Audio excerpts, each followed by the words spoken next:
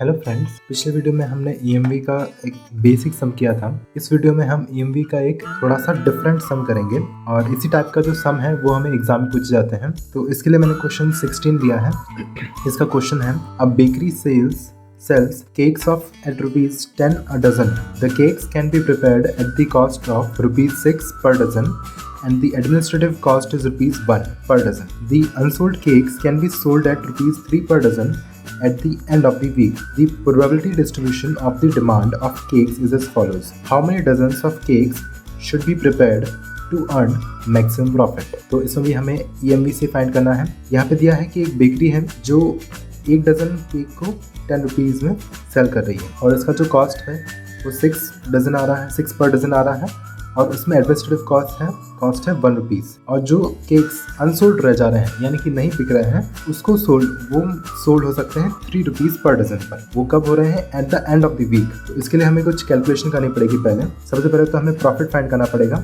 यहाँ पे हमें सेलिंग प्राइस दिया है 10 रुपीज़, जिसमें से हम माइनस करेंगे कॉस्ट जो कि है 7, यानी कि 6 जो मेन कॉस्ट है प्लस 1 जो एडमिनिस्ट्रेटिव कॉस्ट हो। तो हमारा प्रॉफिट कितना आएगा? 3 रुपीज़ का प्रॉफिट आएगा। अब ऐसा बताया है कि जो अनसोल्ड केक्स हैं वो हम बेचेंगे वीक के एंड में, तो उसका हमें कितना मिल रहा है प्राइस? 3 रुपीज़। तो उसे रिटर्न प्राइस लिखते हैं। रिटर्न प्राइस 3 रुपीज़ है और कॉस्ट क्या थी उसकी? 7 रुपीज़।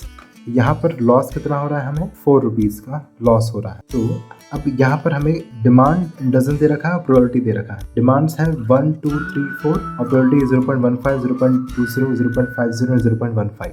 तो यहाँ पर हमने ये टेबल बनाया है, इसमें डिमांड हमने ऐसा दिया है और ये जो डिमांड है ये सप्लाई का है। ये जो कॉलम है ये सप्लाई का कॉलम है। हम प्रोबेबिलिटी लिख देते हैं 0.15, 0.20, 0.5, 0.1। अब यहाँ पर हमें ध्यान देना होगा कि जब डिमांड 1 यूनिट की है तो सप्लाई भी 1 यूनिट की हो रही है, यानी कि प्रॉफिट हमें 3 रुपीज़ का होगा पर यूनिट। तो पर यूनिट प्रॉफिट कितना हो जाएगा? 3 रुपीज़। तो यहाँ पर हम लिखेंगे 3 रुपीज़। जब हमारी डिमांड 2 की है पर सप्लाई कितने की है? 1 की सप्लाई, 1 यूनिट की सप्लाई। तो जितनी सप्लाई है हम उतना ही यूज़ कर पाएंगे, यानी कि जितना हमें मिल रहा है हम उतना ही दे पाएंगे। तो एक डिमांड हमें नहीं पूरी हो पाएगी, तो फिर भी हमें प्रॉफिट तो 3 रुपीज़ का ही होगा। अगेन 3 डिमांड है एंड 1 सप्लाई है, अगेन वही 3 रुपीज़ का प्रॉफिट। एंड वैसे ही इसमें भी 4 की डिमांड है एंड 1 की सप्लाई है, तो प्रॉफिट सेम ही रहेगा 3 रुपीज़ का। अब सप्लाई बढ़ गई है, यानी सप्लाई भी 2 यूनिट्स की हो गई है, पर डिमांड कितने की है? सिर्फ 1 की डिमांड है, सिर्फ 1 की, एंड जो सप्लाई है वो 2 यूनिट्स की है। तो 1 यूनिट पर हमें 3 रुपीज़ का प्रॉफिट हो रहा है और एक जो यूनिट है वो अनसोल्ड रह जा रहा है। तो अनसोल्ड पर लॉस कितने का हो रहा था? हमें 4 रुपीज़ का हो रहा था। तो 3 रुपीज़ माइनस 4 रुपीज़ करेंगे तो माइनस का 1 आएगा। अब डिमांड 2 की है एंड सप्लाई भी 2 की है, तो पर यूनिट है 3 रुपीज़, तो 2 यूनिट्स पर कितना हो जाएगा? 6 रुपीज़ का प्रॉफिट हो जाएगा। डिमांड 3 रुपीज़ की है एंड सप्लाई 2 रुपीज़ की है, तो एक डिमांड ऐसी रह जाएगी, यानी कि हमारे पास जो सप्लाई है वो पूरा तो हो जा रहा है, यानी कि जो प्रॉफिट होगा वो हमें 2 यूनिट्स पर ही मिलेगा, क्योंकि हम सप्लाई सिर्फ 2 यूनिट्स का ही कर रहे हैं, तो 6 रुपीज़ का प्रॉफिट होगा। अगेन हम सप्लाई कितना का कर रहे हैं? 2 रुपीज़ का। भले ही सामने डिमांड 4 यूनिट्स की हो, पर हम सप्लाई कितने का कर रहे हैं? 2 यूनिट्स का, तो प्रॉफिट हमें 6 रुपीज़ का ही होगा। अब सप्लाई है 3 यूनिट्स का और डिमांड कितने की है? 1। तो 1 की डिमांड है, तो इसका मतलब हमें 1 यूनिट पर 3 रुपीज़ का प्रॉफिट होगा और जो 2 यूनिट यानी कि 2 यूनिट जो बच जा रहे हैं, यानी कि 3 में से 1 डिमांड तो पूरी हो गई और जो बाकी के 2 यूनिट है वो अनसोल्ड रह जा रहे हैं। और अनसोल्ड पर 1 यूनिट के अनसोल्ड पर कितना का लॉस है? 4। तो -4 एंड -4, क्योंकि 2 यूनिट बच जा रहे थे, तो इसलिए एक यूनिट पर -4 का लॉस हो रहा है एंड दूसरे यूनिट पर भी -4 का लॉस होगा। तो 3 -4 एंड -4, यानी कि -5 का यहाँ पर पे ऑफ आएगा। सेम यहाँ पर 3 यूनिट्स का सप्लाई है एंड 2 यूनिट्स का डिमांड है, तो 2 यूनिट्स पर यहाँ पर 6 रुपीज़ का प्रॉफिट होगा, पर 1 यूनिट है वो अनसोल्ड रह जाएगा और अनसोल्ड पे कितने का लॉस है? 4 रुपीज़ का लॉस। तो 6 - 4 कितना हो जाएगा? 2।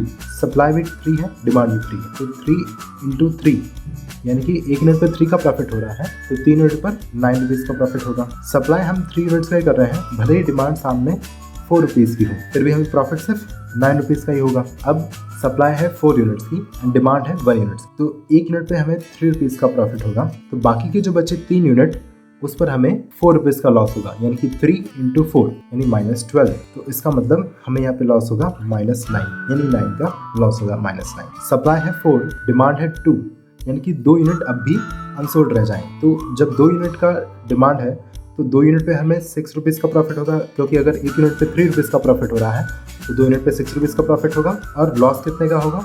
2 यूनिट्स पर लॉस होगा। 4 यूनिट्स की सप्लाई है, 2 यूनिट्स का डिमांड है, तो बाकी के जो 2 यूनिट्स हैं वो बच जाएंगे, अनसोल्ड रह जाएंगे।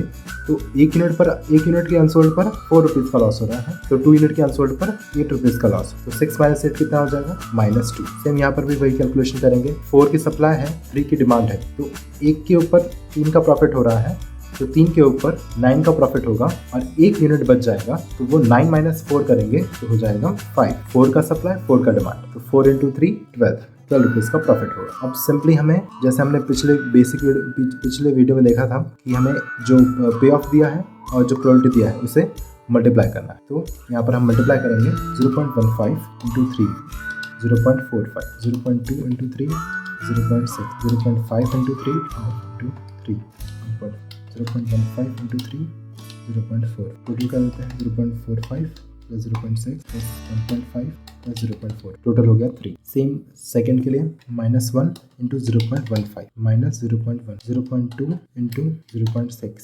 0.1, 0.5 × 6 3, 0.15 × 6 0.9, 0.15 × -0.75 -0.2 × 2 0.4, 0.5 × 9 4.5, 0.15 × 9 1.3, -9 × 0.1 माइनस का 1.3, -2 × 0.2 माइनस का 0.4, 0.5 × 5 2.5, 0.15 × 12 1.